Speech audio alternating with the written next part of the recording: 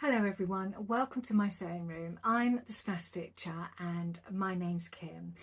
This week I thought what I would do is I would just go through some of my other slower projects that I've been working on because it has been so hot in my sewing room. I haven't actually managed to finish a garment, though I've got lots of ideas going around in my head and I'll go through those nearer the end of the video. So what have I actually been working on? Well, I've been working on my dream catcher quilt. So it's this beautiful kit that my kids bought me a couple of years ago, and I've dug it out and I've started to work on it. So this is an EPP kit, and in this kit I got the pattern, the acrylic pieces and the paper pieces. So it's a slow make and I love it because it's hand sewing, and in this heat it has meant that I don't have to be here in my sewing room. I can actually go downstairs and sew, or even sew if I want in the garden. And even though it's really hot, it's actually cooler outside than it is in our house. Any of you that live of anywhere else other than the UK, our houses here in the UK are built to keep heat in, so they're like little sweat boxes.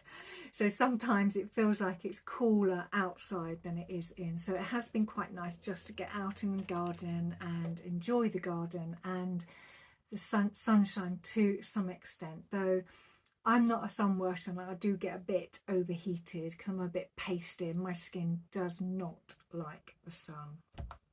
So I've been working on this quilt and I have shown you some of this quilt made up already, but since then I've been working on it quite a bit and I have been all over the shop. I've been doing whatever has taken my fancy. I've seen a little bit of the quilt and done that, and then I thought maybe I should concentrate on some of the parts of the quilt where I think I might have a problem with sourcing the fabric.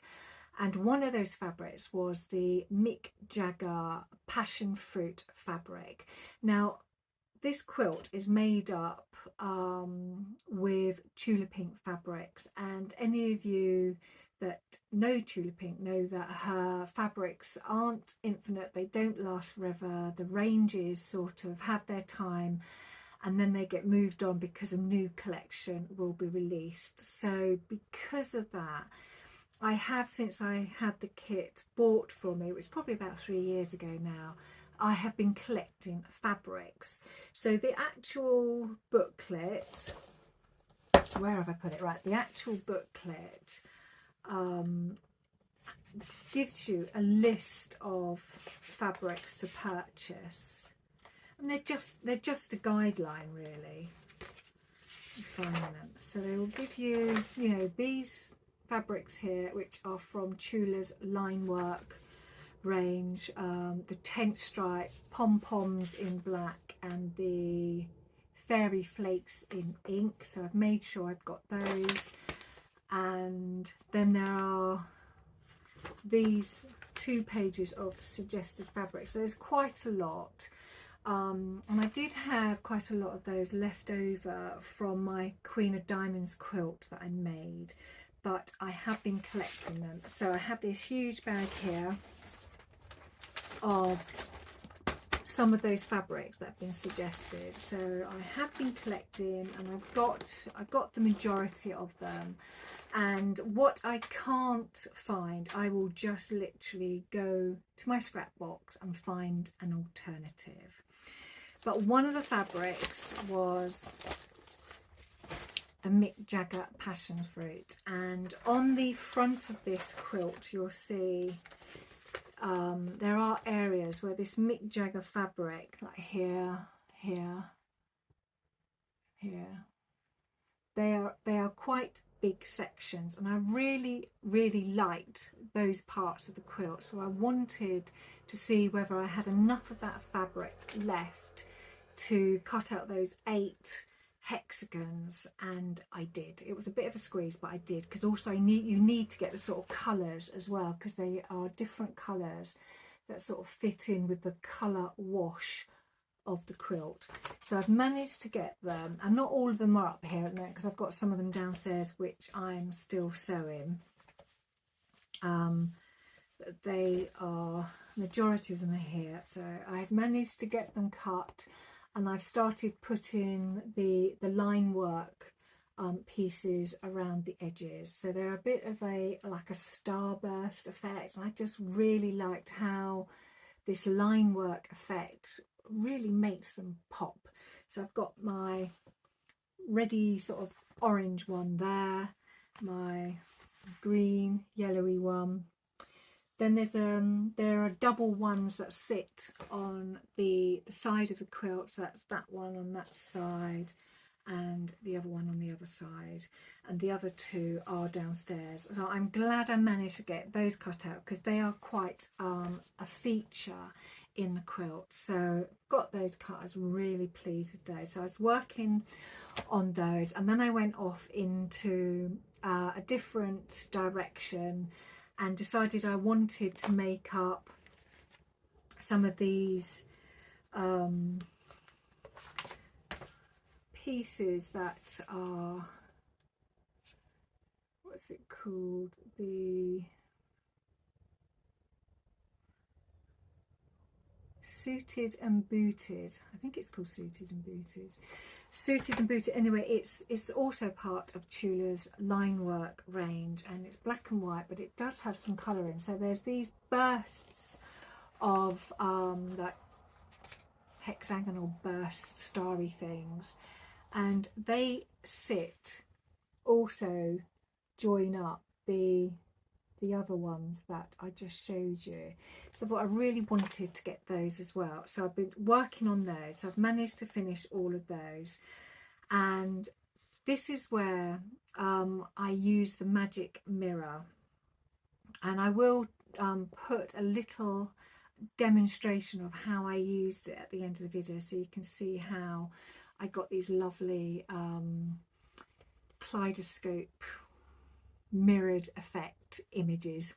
I don't even know what you'd call them, but there you are, and they have these beautiful hearts in them that will then lead onto the coloured triangle. So there's one in this lime green,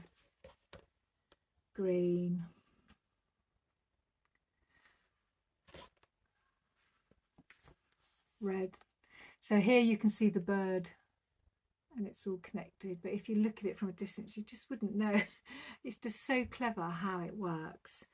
And then the pink, the birdie there again,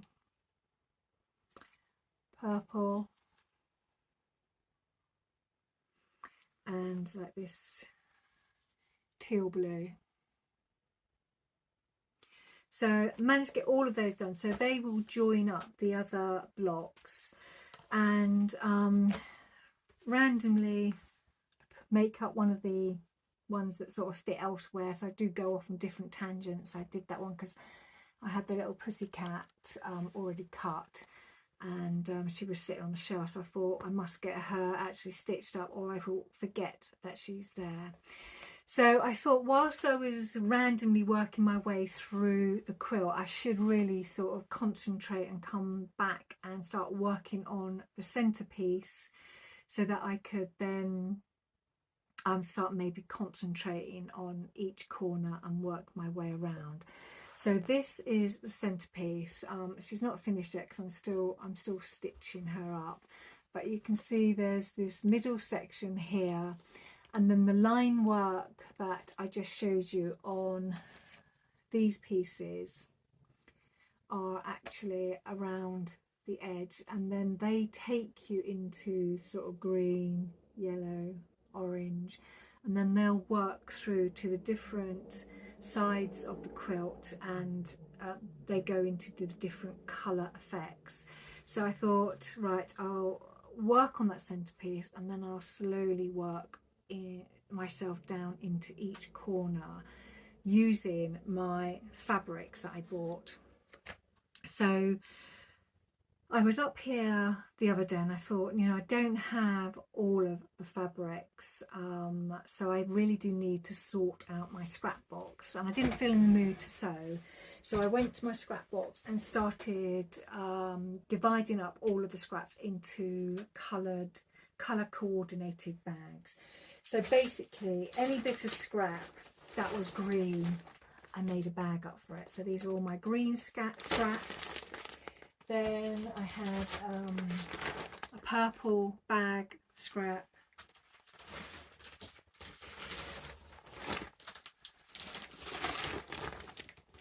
teal bag, and so on. So I've got one for reds and pinks and yellows.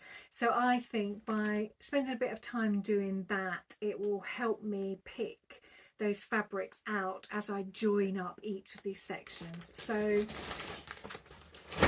I think working on this quilt, because I've now really started to get into it, I can see each of those sections coming sort of together quite nicely. So I will share those with you as I go along. And the nice thing is, because it's so hot, I can sew in the garden, or I can sew in the evening watching TV. So that is, you know, that quilt is well on its way, so I'm happy with that. The other slow make I finished, now I did finish these a while, but I haven't showed you because I didn't really want to show you just on their own, and I thought I would include them in my slow makes video, was another pair of socks, because it seems ridiculous to show you socks when it is so hot. I mean, you just wouldn't put these anywhere near your feet when it's so warm out. So these are just made from scrap. So I've got this scrap yarn that I had, and I combined it with this lovely yarn that I bought from the Stitch Festival a while back, and I knew I didn't have enough of this to make 2 full socks, so then I paired it up with this scrap yarn, and it's worked really well. So I've actually managed to get all of this used up, and all of the sort of pale cream with the sort of raspberry splodges. So they have been washed, and they'll go into my drawer ready for the cooler autumn winter, and that's when I will probably start knitting again once we get into the cooler season. Thought I would go through the purchases. Now I've only bought one pattern this week, and I literally bought it 10 minutes before recording this video, because I was watching Julie Sews Her Own Clothes, and she made up the Arles top, and I thought it was so nice. It was different, it looked really cool for this weather, and I purchased it, and I just started to print it off, but my printer's sort of playing out like it usually does, so I'll get that printed off, and I really do want to make that up quite quickly, because it looks a really simple relaxed make, and that's what I need. I need to be able to come up here and maybe make something quick and get out of the sewing room before I get overheated. And the other thing I have received was a gift from Debbie from Me Made Makes, because I'd made a few bags, and I bought some of her hardware, which is exceptional quality, and she very kindly sent me a set of bag tags. So this is the bag tag club, so this was a gift. I didn't purchase this, and it holds 6 labels. So she's just started doing labels, and they're all sort of bag related. So there's 3 each of these. So the first one says, I said I wasn't making yet, and on the other side it says another bag, which I thought was really nice. And the second label is bag goals achieved, and that's the same on the other side. So I've got 6 new labels. I'm doing really well for labels, so they will go into my collection, and those will be specifically used on any bag that I make in the future. And I'm quite keen to actually make another zip around wallet, because I've so enjoyed, let me get rid of that because it's crackling. I've so enjoyed making the wallet, but I just really want to make a few more as well, because they're quite nice, but they are involved makes, and because I'm not a seasoned bag maker, they just take a lot of thought and concentration. So I think I'll just wait for the weather to cool down slightly before I start making more bags and purses. Sewing plans for next week. Now I'm really keen, very keen actually, to make Pattern Emporium's Lyrical shirt. Now I bought the pattern when it was released, so I got my little discount because it was a new release from Pattern Emporium, and I went in search of fabric from my stash, and I've actually already started planning it. So this, just to give you a bit of a teaser, so this is the fabric that I'm going to make the Lyrical shirt in, and I just really like the sleeve effect on the shirt. It's a very different sleeve from what I would normally make, and had a good old read of the pattern, and I'm going to tweak it slightly, as you'd expect, and I'll go through all of those details next week, hopefully when it's finished, and I can show you it on and give you my honest opinion of how I feel about the pattern. So whilst I've been going through my fabric stash, I'm obviously very aware that I have a lot of fabric, and some of those fabric pieces are quite short in length. So I've been looking at what I've got and the patterns and thinking, you know, this is the ideal time to make up some things that I've got shorter sleeves because the weather is so nice. So I pulled out 3 calf facet fabrics, and I have been dreaming about making things up in these, and I think I have found a blouse, and it's this blouse that I have on. So this blouse is McCall's 7360. It has, I'm stand up very quickly, so it has a half placket. It sits just below the hips, and the sleeve is a fold up sleeve with this tab with a button. So it's, you know, pretty straightforward, and it doesn't actually need a lot of fabric. So I put the image of the pattern up here and the line drawings, and I got really excited when I realized that the calf facet fabrics I have would make up this particular top easily. I mean, I haven't got exactly what they recommend, because for the size that I made,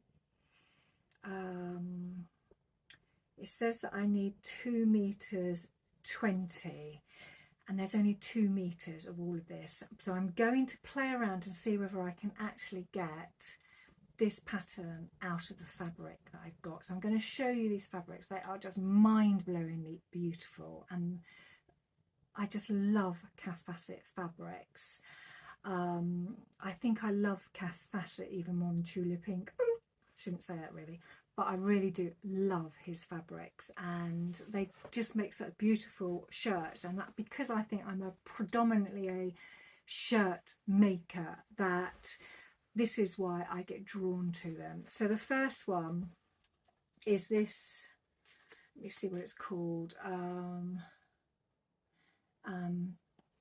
Ammonites Pink, and I bought this at the, there was a festival going on. I can't remember where it was. Where was it? Oh, the Farnham Quilters Fair, and they had this on special offer. They had all their calf facet fabrics on special offer, so I bought 2 meters of this. And pink, I just absolutely love pink on me. It just, it's one of my, I shouldn't say it's my favourite colour, because they're all my favourite colour. But I bought that beautiful pink fabric, and I also bought this checked fabric here, and I also love green on me. And this one is called Checkmate. And I thought that would also make up a really nice one of these as well. So as well as those 2, I have a third one, and this colour, I never buy this colour, but I was looking at something the other day, and oh, that's, I was making a bag. That was it. I was making Adam Sew's Totally Amazing tote bag, and the lining was this beautiful Tim Holtz fabric, and it was all these purples and teals, and I just thought, God, the colour is amazing. So when I saw this at the Quilters Fair, I thought, you know, isn't that gorgeous? So it's got all this beautiful purple and red, and I just thought I'll buy some of this because I think this would work really well. So I don't know whether I'm going to make 3 of these. I might do, because I just love wearing these in this heat, because you can roll up your sleeves. And the nice thing is when the weather gets a bit chilly, you can roll your sleeves down and you can button them up and you get like the shirt effect. It's pulling open at the moment because I've got this mic thing on and it's a bit hot, but it's a really, really nice shirt. So they are in my sewing plans. I know I will definitely get one made up, so I've got the lyrical shirt lined up next, and one of these will follow. So it'll be interesting to see which one will follow. So if you have a preference to what colour I should go for, pink, green or purple, let me know in the comments, and I'll see whether I agree. You never know, I might make all of them up, because this is quite a simple make, and I have made a few of these before, and I've got all of my project sheets and notes, and it will just dream. I know it will just sew up like a dream. So those are my sewing plans within the next couple of weeks anyway. I hope you've enjoyed the content of this video, and if you have, it would be lovely if you could give me a thumbs up, and if you haven't subscribed, it would be lovely if you could. And I will see you all very soon. So take care and enjoy the sunshine, and see you next week. Bye. So this is how I use my magic mirror. So I'm going to make a small 6 diamond block.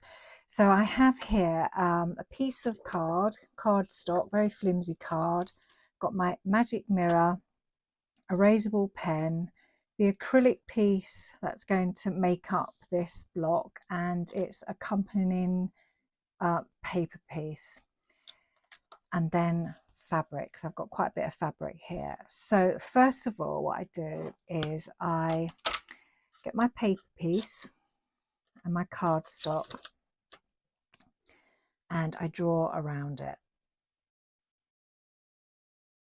So once I've drawn around it, I cut it out. So I've already got one cut out. So I use this and my fabric and my magic mirror to find that really nice combination of fabric to make up the block. So I've got my fabric here, cardstock on top, get my magic mirror, and on the block, these 2 lines here are the stitch lines of the block once it's made up. So that's where I need to place my magic mirror. So magic mirror just goes on top of those, aligned to those lines. So that's what you have. Hopefully you can see that. And then you basically move your cardstock around to get the sort of pattern form, you know, format that you want. So you just keep moving it around until you're happy, and it just makes up some really lovely shapes. So, and then once you found a shape that you really like, quite like that one actually, that looks quite nice with the flowering.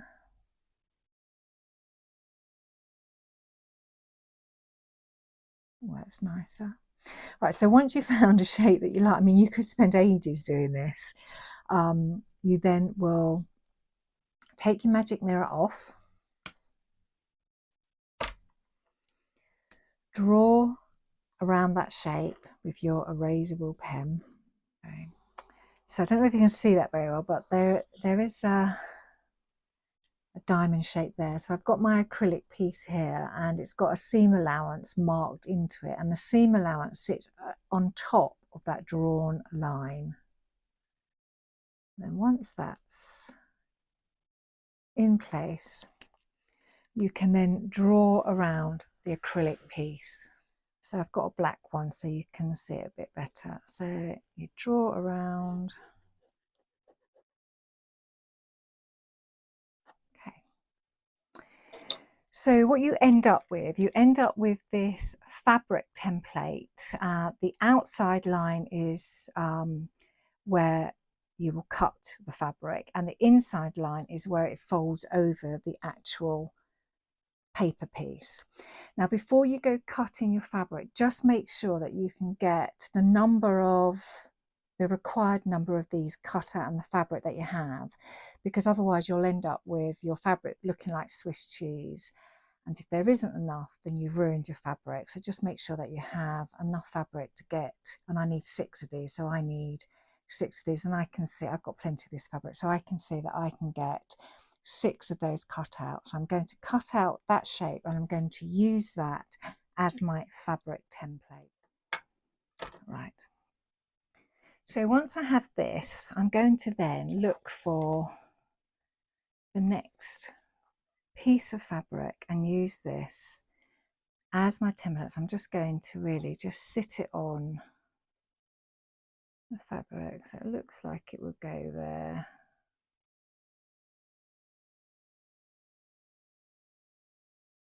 Yeah. And then I get my acrylic piece and sit that on top.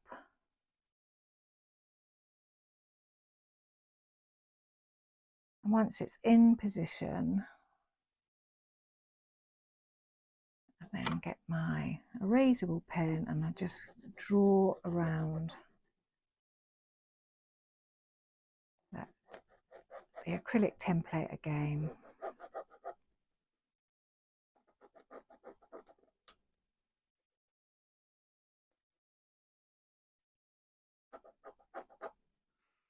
So once I remove that, I should have another template there. So then I cut that out and I carry on doing that until I have the number of diamond shapes that I need, and I need 6. So I'm going to carry on doing that. So once you've got them all cut out, you then start gluing them onto your paper pieces. So position your paper piece centrally and off you go.